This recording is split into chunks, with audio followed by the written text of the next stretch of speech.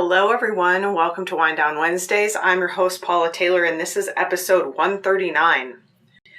So tonight we are going to be talking about energetic discernment. And the first thing I'm going to say is that this is a topic that keeps coming up. It's come up in a few classes that I've taught. It's come up with some one-on-one clients, and then it came up for me in a very personal way this week. I'm going to get into that story a little later on in the show. But first, let's talk about what do I mean by energetic discernment? And I think the easiest way to think about this is kind of in three parts. So what we're talking about here is, are you aware of what's coming into your energetic field? Are you aware of whether what's coming into your conscious field is good for you or not? Is it for your highest good? And are you able to consciously decide what to let into your energetic field? And when I was thinking about this, I was thinking about Star Trek, and I'm always going to go with Star Trek: The Next Generation because that was my generation of Star Trek. So I was thinking about, if you watch an episode of Star Trek, this happens all the time. The ship's flying along and something starts approaching it, and somebody might say, "Captain, we've got a proximity alert." What does that mean? Something's approaching. So that is this awareness. What's coming up to the edge of your energetic field? Are you aware of that? That's that proximity alert. So then Captain Picard might say, "Shields up," because they don't know what this is. They don't know yet. Is this friend or foe? Is this a friend? Is this something that's friendly, or is this an enemy? Is this something that might hurt us? So the shields go up. That happens with us energetically. We're going to talk more about kind of how that happens and how that can malfunction, let's say, using this kind of spaceship analogy. And then from there, they have to make a decision as this thing approaches. Is this something they want to interact with? Is this a frequency? Is this a vibration? Is this a being that they want to communicate with? Is this someone they want to let on the ship? That's a good way to kind of think about this. So what happens is that anywhere in this process, trauma can kind of interfere with the way this is supposed to work. So let's talk energetically, anatomically about what's actually happening here, and then we're going to talk a little bit about the ways this can kind of go wrong, just based on history of trauma, based on patterns that we have in our lives, based on cultural programming, family programming, all the stuff we kind of talk about really frequently on the show.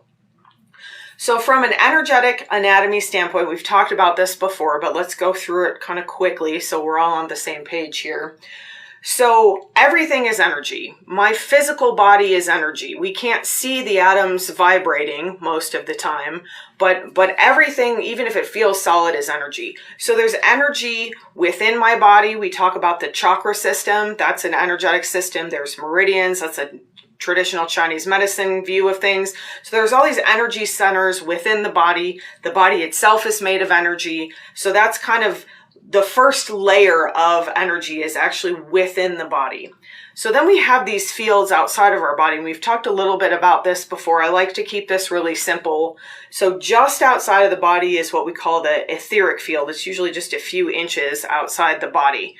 That is kind of our first proximity alert, you might say, before something gets to the body. It's pretty close to the body. So beyond the body, we have the auric body, and some people like to break that down into layers. For this, we don't really need to worry about that.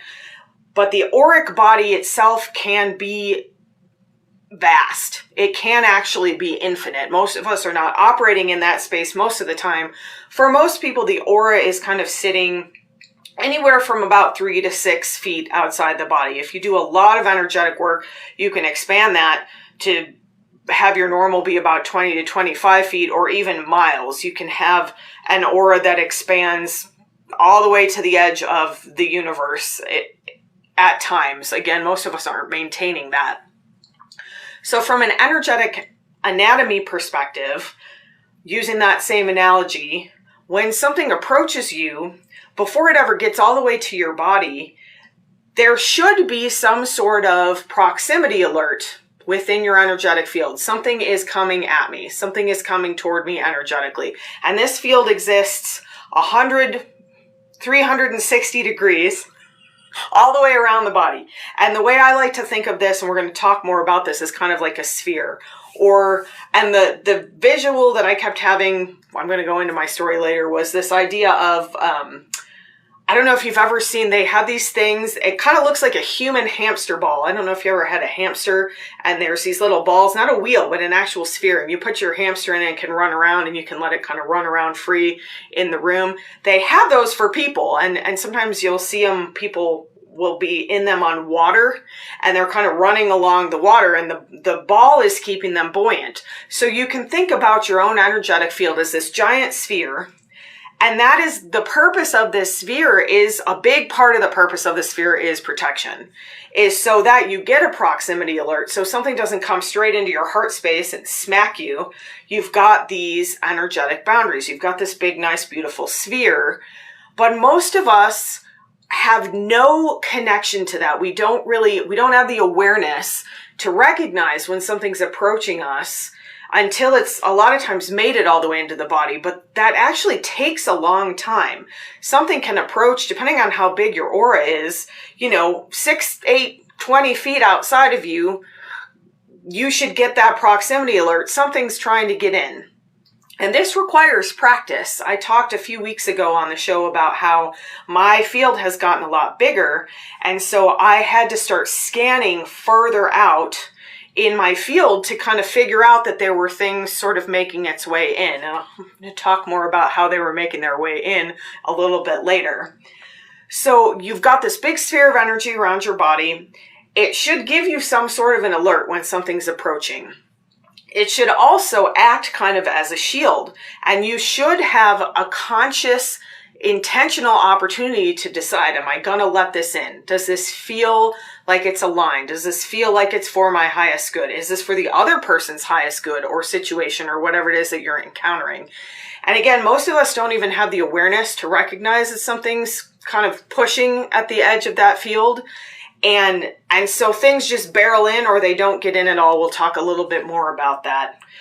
So we've got to have the awareness first. Then we've got to have the discernment. Another word for that might be judgment, but that sounds a little bit harsh. Discernment is a little less harsh than judgment. It means I'm going to look at this and decide, is this in my highest good or not? I'm going to use my discernment. I'm going to use my judgment a little bit and make a decision about whether I want to let this into my energetic field. And then from there, there's a conscious decision. Do I, from a Star Trek perspective, do I drop my shields and let this in, or do I keep them up? Now, the problem is that most of us have some sort of trauma in our background, and that affects this energetic field in a lot of different ways. I learned a really interesting lesson about that for myself today, and I'm sure I'm not alone, so I'm going to share that.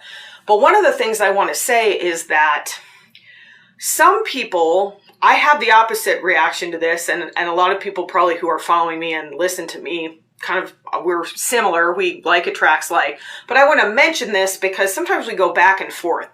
So one of the things that can happen when you have a history of trauma in your background, when you've been hurt, we talked about hurt last week. So when you've been hurt repeatedly over and over and over again, whether that's physically, mentally, emotionally, sexually, all of the above, sometimes what happens is that we put up very rigid shields, and so nothing can get in. So even when something is actually for our highest good, we've got these rock hard shields. You could think of them as like that hard hamster ball, that plastic ball, and nothing can get in. And while that seems like it protects us, it actually doesn't serve us when we can't let in things like love, when we can't let in things for the highest good. It also keeps things stuck. It's really hard to release out of a rigid boundary. So then when that kind of energy that's not serving us is inside that bubble, it tends to just get trapped and bounce around. We have no way to release it because our shields are so rigid and tight that we don't know how to loosen them. We don't know how to make them semi-permeable. I don't know if you remember that word from learning about a cell. So a plant cell is rigid. It's not easily permeated. It's not easily crossed. But an animal cell has a semi-permeable membrane. That means that some things are allowed in, the things that serve us, and some things are kept out. That is kind of an ideal situation for us. We want a nice, robust protection around us, but we also want to have that awareness so we can make a decision about whether we let things in. And of course, we can't always be aware of this all the time. That's one of the reasons we practice and we kind of sweep through what's serving me. We're going to do that in our meditation tonight.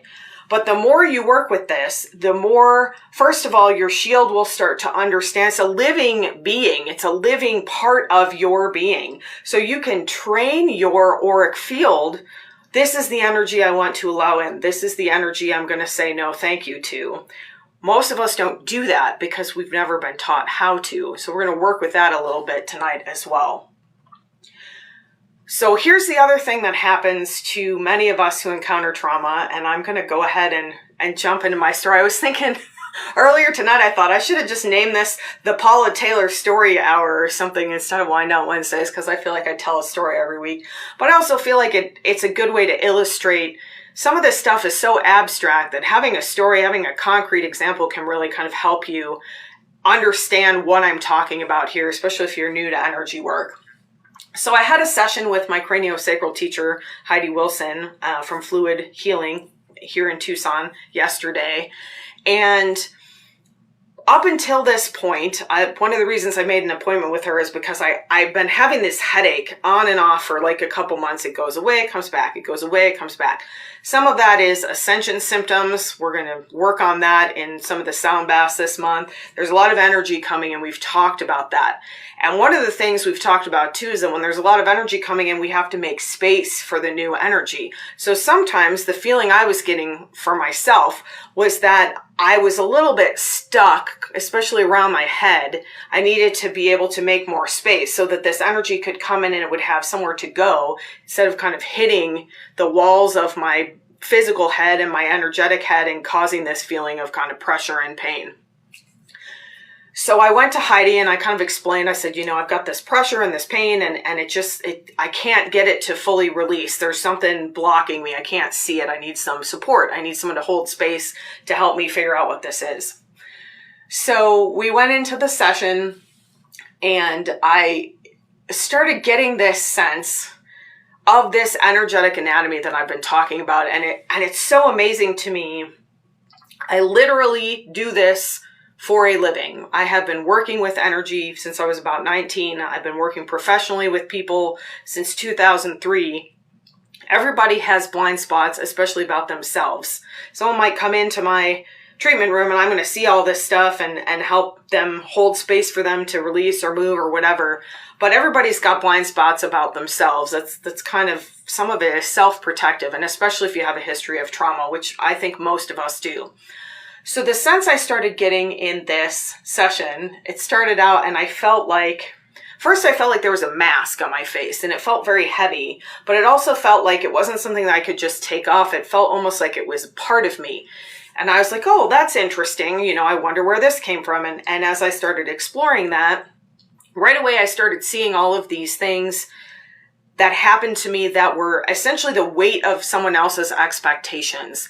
The weight of someone else sort of telling me, this is how you need to be. This is who you need to be. This is how you need to act.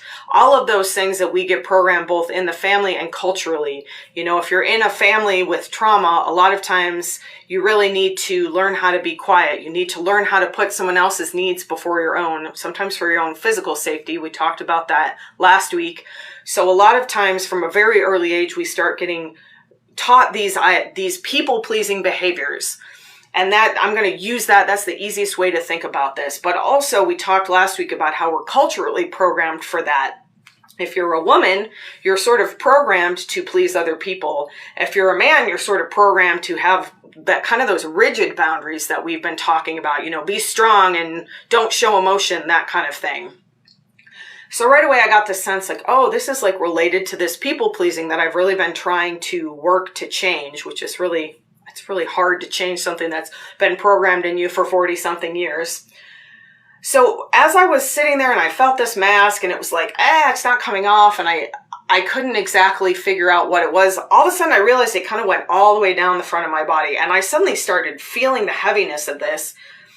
And I started realizing it wasn't actually my energy. All of this heavy energy that was basically like sitting on the front of my body was all of this energy that had come from outside of me, from other people, just throughout my life.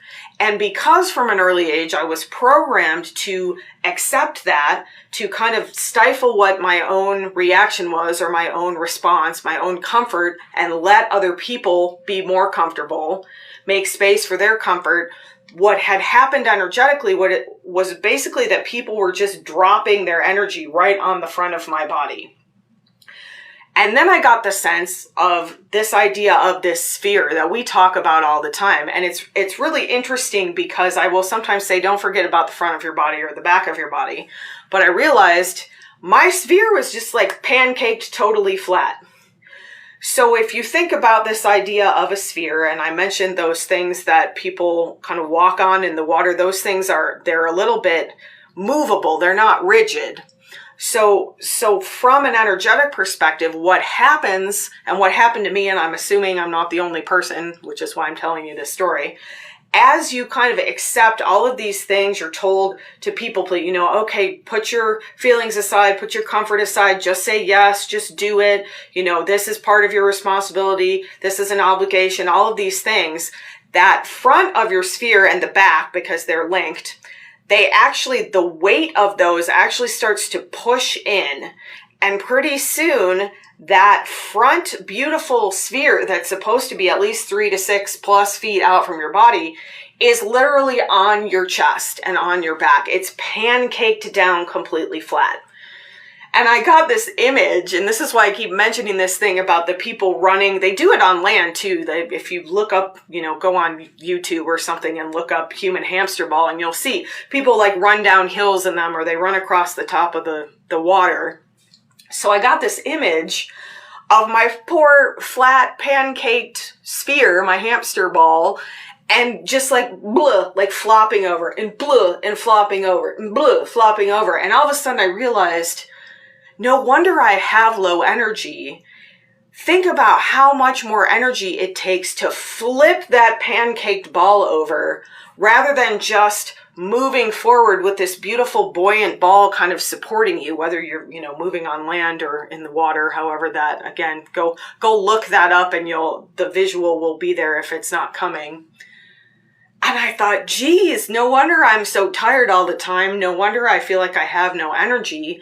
The amount of effort it takes me to move forward is like, it's like you're laying flat on your back and then you have to roll flat over to your stomach without using your arms or legs, and doing that over and over again because I'm in this flat pancaked sphere, this auric field. And it's so interesting too, because what came through, because I was like, well, my auric field is big. I can feel it.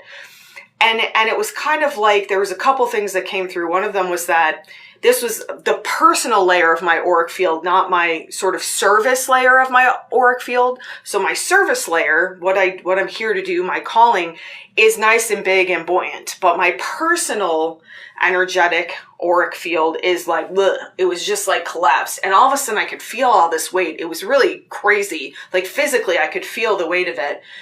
And so as the session went on, and I set the intention to create that buoyancy, to release that stuff. First of all, it was very sticky. It had been there for so long that I thought it was part of my own energy. And I think that happens to so many of us.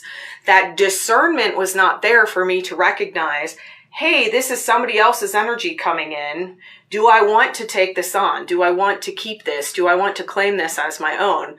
And again, if you're taught these people-pleasing behaviors, a lot of times you feel like you can't say no to things. Full stop. In all areas of your life. But that holds true in this energetic aspect as well. When somebody's trying to push something at you because they don't want it, or they want something from you and they're pushing. I talk all the time about how I don't like being pushed.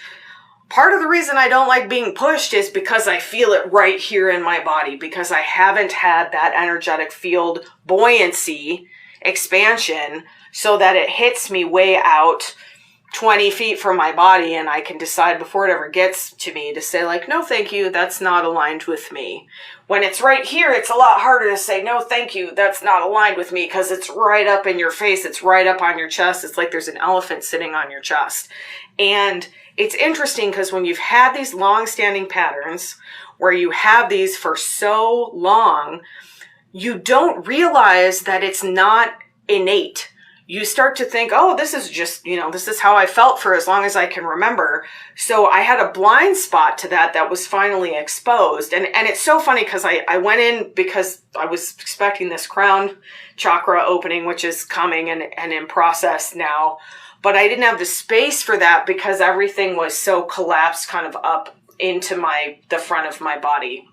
So as I had Archangel Michael working with me, as he was trying to pull this energy, it was so interesting. I was seeing in this vision, I was kind of sensing these almost like tendrils, and it was really like hard to get it out. And he was having to like take his sword and kind of like pry these things out of me and pull them out of me, because again, I had taken this energy on so long ago and created this pattern that I felt like it was my energy. The other thing that's interesting is that it felt a little bit like protection. If you don't have that buoyancy of protection, then you will develop protection in other ways. And we've talked before about one of the ways we do that is weight. So weight in the front of my body, that's actually where I carry almost all of my weight, is down the front of my body. That's protection. I don't have this buoyancy of protection. I don't have this expanded field personally that I should have. And so your body starts developing energetically and physically this denseness. So it's like, okay, well, if I don't have the buoyancy out here, I don't have the discernment out here to decide what's coming in because it's all right here, I'm going to create this density so that at least it gets slowed down a little bit before it gets all the way into my body. So that's a work in progress for me. I'm working on expanding the field. We're going to do that in the meditation today. Kind of feeling around. Where is your field truly? And recognizing again that there's different layers of your field. We don't need to go into the names of them necessarily, but understand that you might feel very buoyant in one area of your life. Let's say in your work life. I know I have a friend who's like, I have no problems at work saying what I feel and calling people and, telling them how it is. But then when it comes to her personal life, she has a really hard time expressing herself. And that's because the boundary is a lot more rigid. So recognize that on different levels of your being, you might actually have a different experience of your auric field, of the energy within your body, around your body as well. But we're focusing on the auric field today because that is that big sphere that is meant to give us that proximity alert. So again, something approaches you. What is that? That's not my energy. That's the first part of the discernment, recognizing that it's not your energy, which is really hard for a lot of us to do. It's not easy. And one of the ways to do this, sounds like really simple and a little bit ridiculous, is to ask, is this my energy? And you will get an answer. And something I was taught a long time ago is that when you encounter energy in your field that doesn't feel like your own energy, it has to answer you. If there's a little hanger on or something that someone sort of left, or what some people call an entity, I don't really like that word, but that's a word that a lot of people use. It has to tell you what it is. Once you know it's there. And a lot of times, some of these things come in, and at the time they come in, they do serve us. They're serving a purpose. This denseness in the front of my body was serving as the best protection I knew how to have, because I didn't have the protection I was born with, I was meant to have, because of these experiences that kind of flattened my little pancake. So now that I know better, now that I'm aware of it, I can start to work to expand and get that beautiful buoyancy, so that when somebody is way out in my field, I go, oh, there's an energy there. Is that my energy? That's my first question. No. Okay, that's not my energy. Well, is that energy serving my highest good? That's the best way to ask that. Is this for my highest good? And sometimes the answer to that, this is another tricky area. Because if you've had trauma, then chances are you have some issues with self-worth. And so sometimes when that happens, it can be really tempting to just take anything anyone will give you. I'll take anything you'll give me. I'm so desperate to have something. I'll just take anything you'll give me. So when you recognize, oh, that's not my energy, then the question is this something that's going to serve me? And your mind might lie to you. That little ego mind might say, oh yeah. Or what happens to me sometimes is that I'll say, oh, I can just transmute that energy. If energy gets in and it's not my energy or it's not for my highest good, I'll just transform it to love. And that is one way to do things. And when you're really expanded and in a loving state, that kind of starts to happen automatically. But most of the time that takes some effort. So if you're letting all this energy in, thinking you're going to transmute it, how much energy are you draining from serving your own alignment by transmuting someone else's energy? The other thing is that does not serve the person. When someone tries to push energy at you, usually not consciously, but it happens all the time. Oh, I'm uncomfortable with this. You take it. There's a reason they're uncomfortable. There's a reason they're feeling pain. That is the body. There's a reason I had a headache for 2 months, because they were trying to get my attention, my body, my energetic field. Pay attention to this. Pay attention to this. There's something that needs to change here. So if somebody just takes that away from you and you never have to confront it or understand why it's there, it doesn't actually serve you. So taking other people's energy on does not serve you. There's a reason that we are trained in how to do that as energy workers in a specific way. And there's a reason that I'm so passionate about training my students about how to separate at the end of the session. Because if you're holding space for someone in a session, that's one thing. That's a contract you've agreed upon. Once that person leaves your field, once they leave that session, you are not obligated to keep holding energy for them. And in fact, you're doing them a disservice if you do. But again, this takes a lot of training and practice. And this applies not just to professional energy workers, but to everybody. So when you've got your nice buoyant field and the energy comes in and is this my energy? No. Is this energy serving me? If you've got any little about it, it is not serving you. Don't let that kind of ego mind tell you, oh, I can transmute this, or, oh, I'll take anything I can get. Usually there's a feeling, there's a gut level feeling like, something's a little off here. Something feels a little bit wrong. I'm not sure. Sometimes it's like flat out, no, thank you. Like, I don't want any part of that. But sometimes it's a lot more subtle than that. And that's where that discernment comes in. Discernment is this, there's a subtlety about it, because sometimes you're not sure. And the other thing is, if you're not sure, wait. The energy will be there. That's the other thing. That's that scarcity mindset. Oh, it might never come back. I better take it all and just figure it out later. No. If energy is meant for you, it will come in. It will come back. It will be there. So spending some time on this practice, scanning through your field, figuring out what's happening in your energetic field. Is it nice and buoyant? Is it expanded? What's really going on? You may need support for that. I just told you a story about how I couldn't do it on my own. I had to get help. I had to have someone else hold space for me. And sometimes that's why we go to professional, because they can help you see things that you can't see on your own. But once you're aware of it, then that work begins. You can do that work yourself. Absolutely do it with support, but you can also, I've spent a whole session on myself today continuing this work, continuing this expansion of my field, this buoyancy, this peeling off of this like heavy, dense energy that's not serving me. And the last thing I'll say about that is that it's going to feel really uncomfortable as it changes. All day long today, I've been having this feeling of kind of like anxiety. And it's because that I'm so used to having that denseness there. It's like having a warm blanket around you, except it's not. It's like having a heavy wool blanket, like resting on your chest. But as that blanket, let's say, comes off, it's like, oh, I think I'm cold. Oh, I don't know. And there's this feeling of being kind of exposed and feeling vulnerable. And sometimes what will happen energetically is that you'll get that bouncing around of anxiety. I've been feeling a little bit kind of lightheaded and off, because part of this is also I'm having this crown opening because all of this stagnancy is coming out, all of this heaviness is coming out of my field. So that's okay. It's okay to be uncomfortable. That is the discomfort of growth. And it's easy to get scared and be like, oh no, I'm going to go back. I'm going to go back to what feels comfortable. You can do this slowly. You can do this with support. You can do this in a way that feels, yes, uncomfortable, but not undoable, not completely overwhelming, not insurmountable.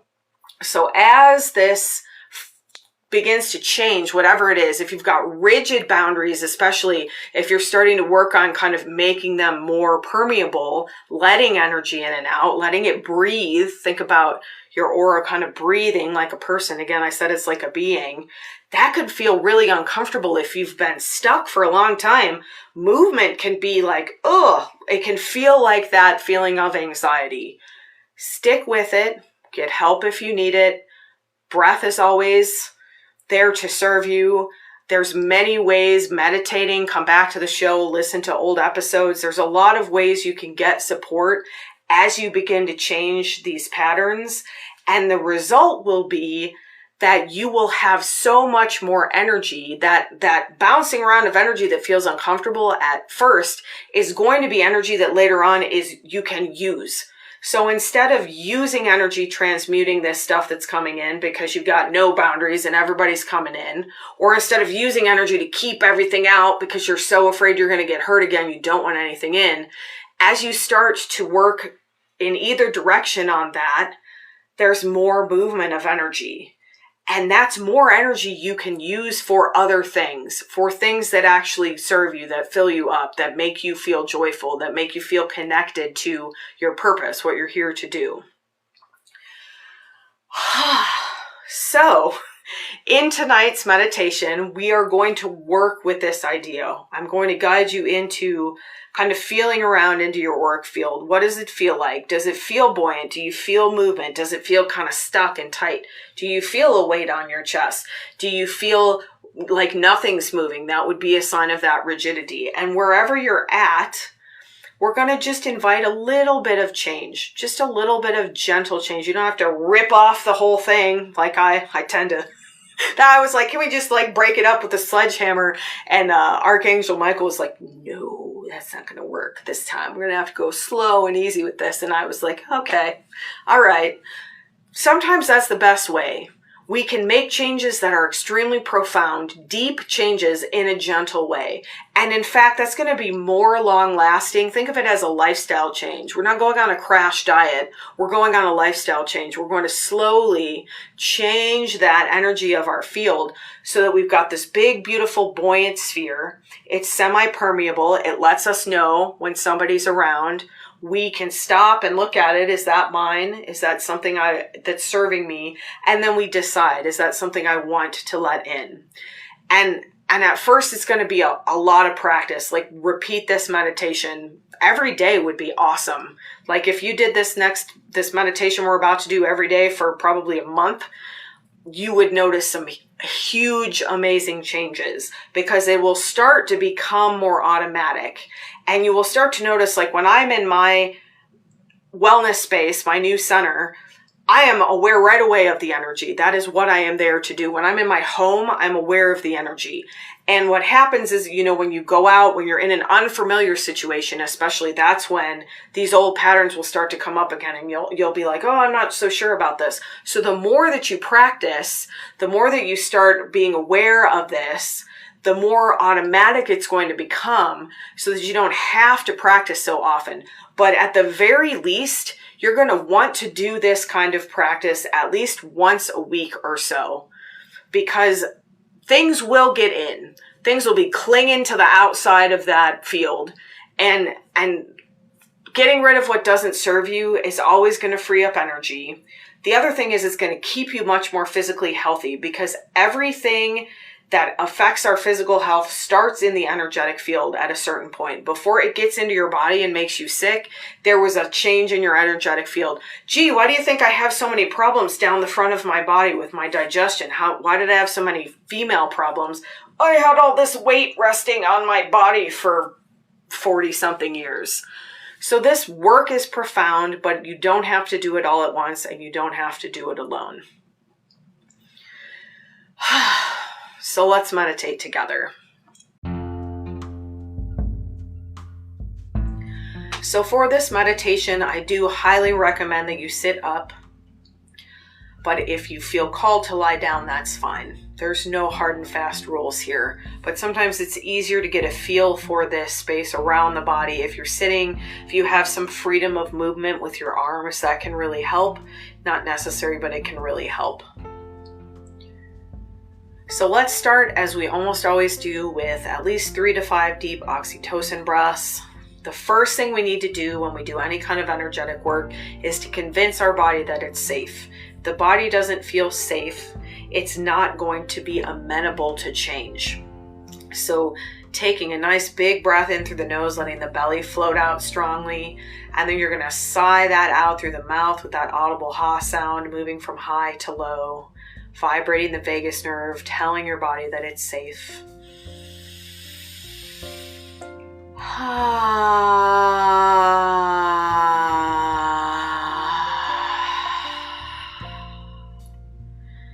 Do that at least 3 or 5 times. Maybe introduce a little bit of gentle movement here, noticing where you're carrying tension in the body, maybe shrugging the shoulders gently a few times, just going to 20 or 30% of your capacity. You're not doing deep stretches here. Bring your arms out to the side if that's accessible and just kind of open them, open the heart a little bit. Just moving the arms away from the body starts to give you a sense of what's happening in that auric body, in that auric field. So if you're just moving your arms kind of up and down, straight out from your sides, if that's not accessible for your shoulders, you can just go right in front of your body, just gently kind of moving. This is a little adaptation of a Qigong exercise. Keep your wrists really light here, really fluid. And what you'll start to notice, slow way down and just get a feel for the energy. Just start slowly moving in any direction that feels good. Maybe you're pushing away or pulling in, and start to get a feel for what it feels like around your body. You might start to feel your hands heat up. You might start to feel some tingles here. And chances are what you'll notice as you kind of explore, you don't have to use the hands, but especially if you're starting out, this can be really helpful. You'll find little places just outside the body here where things feel different. Maybe it feels hotter, maybe it feels colder, maybe it feels like something's stuck or not moving. If your arms start to get tired, just start doing this. You can actually use your head to kind of direct the energy, sort of directing energy through the forehead or the third eye. What we're going to do now is just scan through that auric field. So pick a place to start. I started straight out to my right, it doesn't matter. And just start scanning around kind of in that sphere around your body. And again, you can use your hands, but you don't have to. And just start to notice, oh, maybe there's a little bit of stickiness. And you're not trying to change anything at this point. You're just bringing in that awareness. You're just scanning. Don't forget behind your body. You can't get your hand back there. You can kind of point your thumbs behind your body. And when you've gone a full circuit, go back the other direction, because it's going to feel different. Maybe the energy is flowing well in one way and not in another. So just slowly kind of scanning around your body, 360 degrees. Notice here how far out it feels comfortable to scan. Maybe you're just a foot or so away. Maybe you're further. Maybe you're closer in. No judgments there. Remember, this is 360 degrees, so don't forget to check above your head and down below your feet. Pay extra attention to the back, especially right behind the heart space. There can be some stickiness. And again, we're just noticing here. We're not really changing anything. But the amazing thing is, once you start to notice, once you bring in awareness, sometimes things start to change on their own. And really be intentional here. Maybe start really close to your body and notice if maybe there's an area of this beautiful sphere that's not as buoyant, that's not as wide. Maybe you've got a feeling of collapse somewhere around you. And again, we're not really trying to change anything yet. We're just kind of noticing. Notice if you kind of push away from your body, is it harder to do that in a certain place? When I push out to the side, it feels pretty easy. When I go to push straight out from my heart space, from my chest, it feels a little bit harder. It's a little heavier there. So same thing behind you. Notice behind you, how easy does it feel if you push out away from your body? Same thing down. Most of us are not very grounded. So are you able to push your energy down past your feet into the earth? How does it feel if you push out of the head. We call things into the head a lot of times. How does it feel now if you push out of the head? And chances are at this point, you've got a good sense of maybe where you've got some opportunities to make some change. So pick one area. Remember, you can come back and do this as many times as you like. Wherever it felt either the most obvious or the easiest.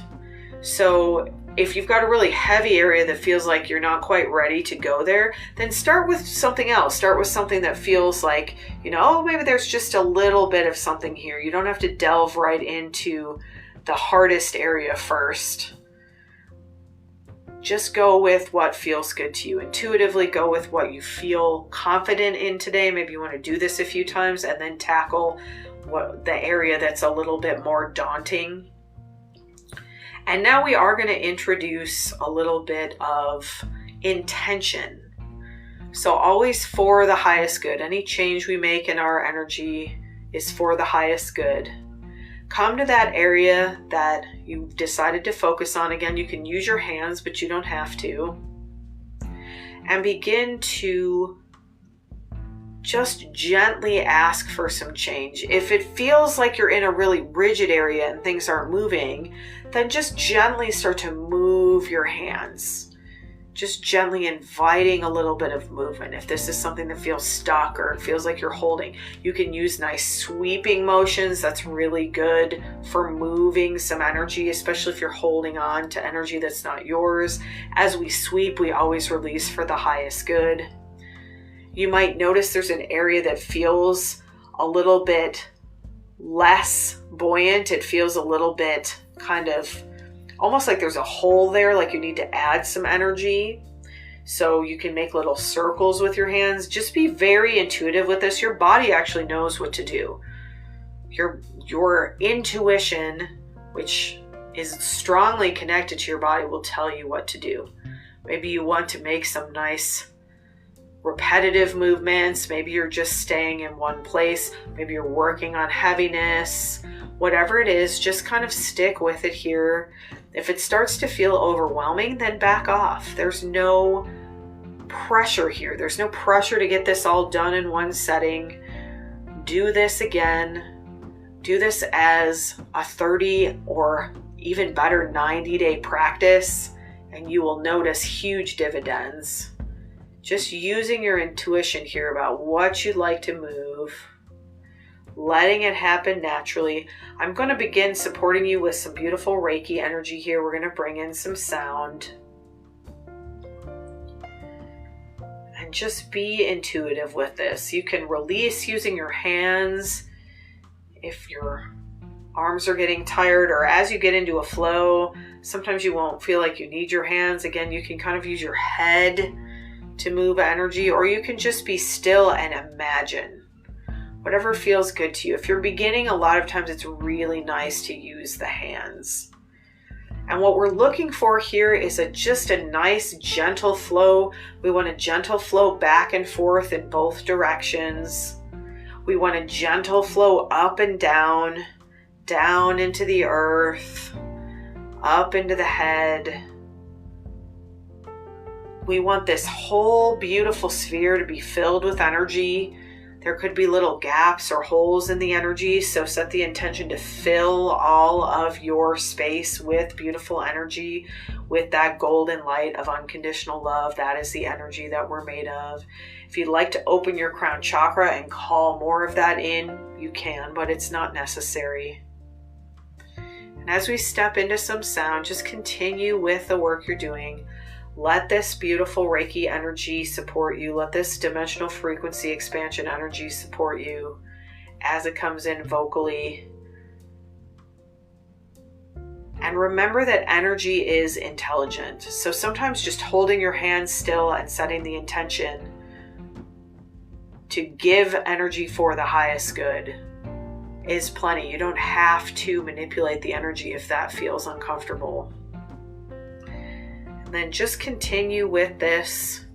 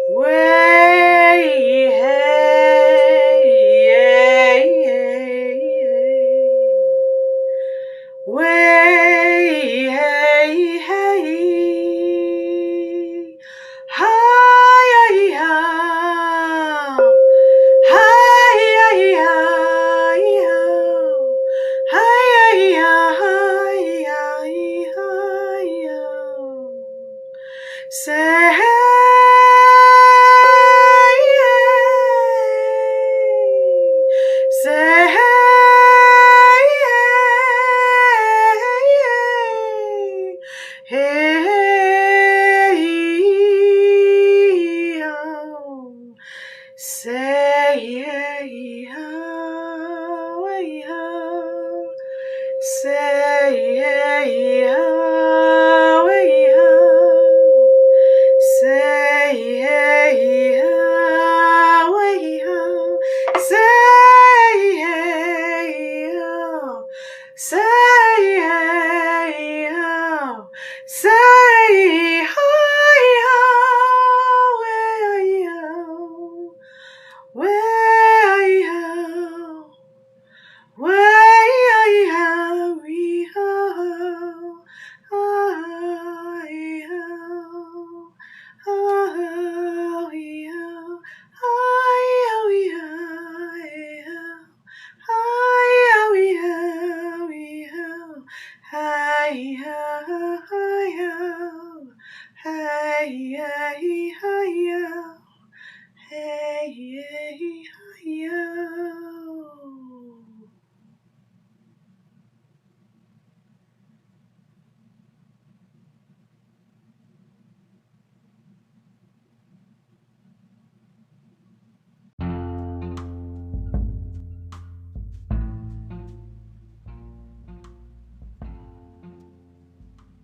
Begin to set the intention to wrap up what you're doing, remembering that you can come back to this at any point.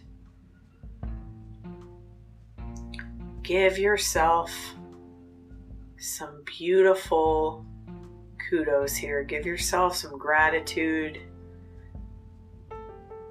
And again, come back to this practice. Make this a daily practice if you can.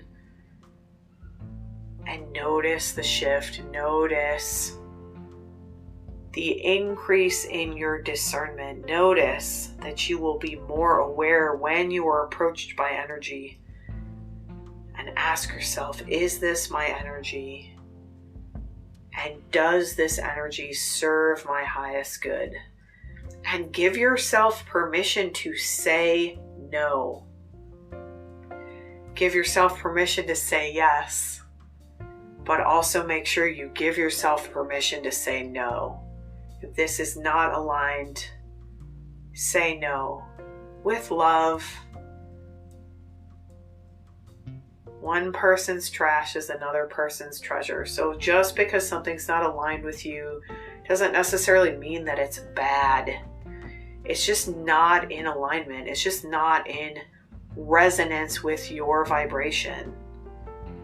Our vibration is always changing. When we do this work, we expand our vibrations. We clear our vibrations. We harmonize our vibrations. And those vibrations attract similar vibrations. So the more buoyant, the more beautiful, the more expanded we can be within our own field, the more we will attract similar energies. And the more discernment we will have when those energies come that are not aligned, and we can say, no, thank you. And we can keep setting the intention, always, always, always, for my highest good.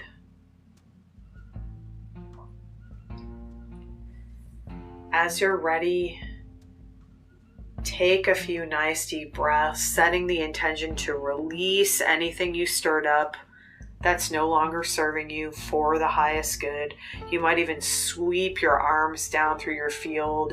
You can kind of flick your fingers at the bottom, just letting go of any energy that's not serving you. You can even flick your hands a little bit around in your field. You can do a little bit of smoothing of the field. And in the last moment here, repeat after me out loud if at all possible. I set the intention to recognize what is in my highest good. I set my intention to allow in energy that is for my highest good. I set my intention to gracefully say no to energy that is not in my highest good. I set my intention to practice energetic discernment in all moments of my life. And I give myself grace and remember that this is a practice.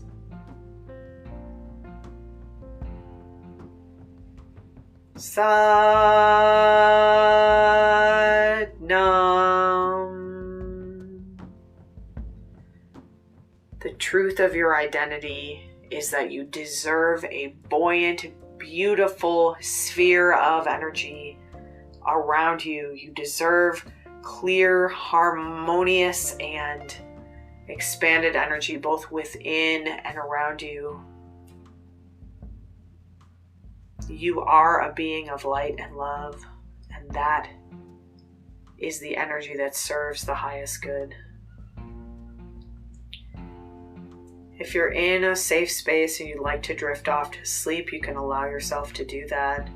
If you're coming back to the rest of your day or evening, just do some slow movements, maybe making some gentle fists or circling your wrists, maybe circling your ankles or pointing your feet, slowly moving the neck or shoulders, maybe doing a couple of little torso rolls back and forth, side to side, very gently here, just coming back fully into the body before you move on with the rest of your week. Come back to this practice. It will pay immense dividends. Take one more nice deep breath, sigh it out through the mouth, maybe add that audible ha sound. One last release of anything that's not serving your highest good. And as you're ready, you can open your eyes. Thank you so much for joining me this evening. Have a buoyant rest of your week, and I will see you in 2 weeks for Wind Down Wednesdays.